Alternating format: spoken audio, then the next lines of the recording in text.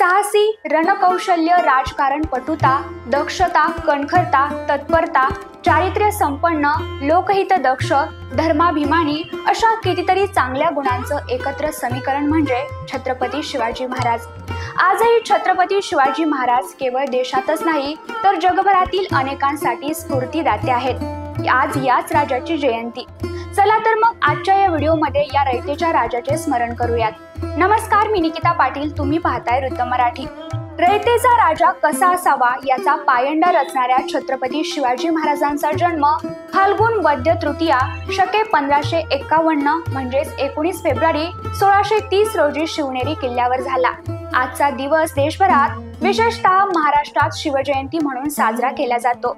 यावर्षी महाराजांची 395वी जयंती आहे। रायरेश्वर गडावर छत्रपती शिवाजी महाराजांनी स्वराज्याची शपथ घेतली होती। ते फक्त 16 वर्षांचे असताना छत्रपती शिवाजी महाराजांनी रायरेश्वर किल्ल्यावर स्वराज्य तोरण बांधले।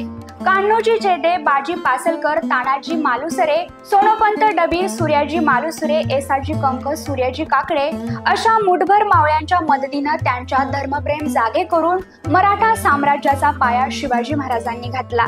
स्वराज्य आणि सुराज्याची स्थापना करण्यासाठी शिवाजी महाराजांनी औरंगजेबाशी त्यांच्या कारकिर्दीत अनेक वेळा युद्ध केलं, अनेक गड किल्ले जिंकले, शक्तीपेक्षा युक्तीचा वापर करून अनेक बलाढ्य शत्रूंचा पराभव केला।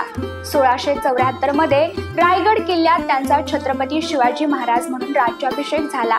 स्वराज्याची स्थापना करून सुराज्याची निर्मिती करणं हे त्यांच्या जीवनाचे अंतिम ध्येय होतं। महाराजांनी आदर्श प्रशासन स्थापन केलं। ते न्यायी राजकर्ते होते। त्यांनी हिंदू धर्म आणि संस्कृतीला महत्त्व दिलं। शेतकरी, व्यापारी आणि सामान्य लोकांची काळजी घेणारी धोरणं त्यांनी राबवली। रायगडावर राज्याभिषेक झाल्यानंतरही शिवाजी महाराजांना अनेक आव्हानांना सामोरे जावे लागले। यानंतरही मुघल, आदिलशाही आणि इतर शत्रूंशी लढाई सुरूच राहिली। दक्षिणेत शांतता आणि सुव्यवस्था राखण्यासाठी त्यांनी अनेक मोहिमा राबवल्या। छत्रपती शिवाजी महाराज गनिमी युद्ध आणि भारतीय नौदलाचे जनक म्हणूनही ओळखले जातात। भारतीय नौदल दलाची स्थापना शिवाजी महाराजांच्या राजवटीत झाली।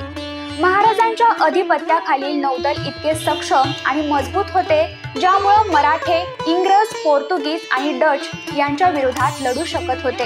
1895च्या सुमारास स्वातंत्र्य चळवळी दरम्यान समाज धुरीणांना छत्रपती शिवाजी महाराजांच्या विचारांचा, त्यांच्या चारित्र्याचा पुनर्जागर करण्याची गरज आहे असं लक्षात आलं, ज्यामुळे समाज जागा होईल आणि स्वातंत्र्याचं स्वप्न लवकर प्रत्यक्षात येईल असा दूरदर्शी विचार उराशी बाळगत लोकमान्य टिळकांनी शिवजयंती उत्सवाची सुरुवात केली।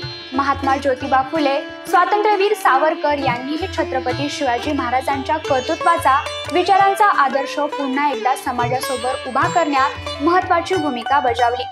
महाराष्ट्र राज्य शासनाने 19 फेब्रुवारी 1630 ही शिवरायांची जन्मतारीख 2001 साली शासकीय दृष्ट्या स्वीकारली। यानंतर महाराष्ट्र शासनानं शिवाजी महाराजांच्या जन्माच्या स्मरणार्थ दरवर्षी 19 फेब्रुवारी रोजी शिवजयंती साजरी करण्यास सुरुवात केली।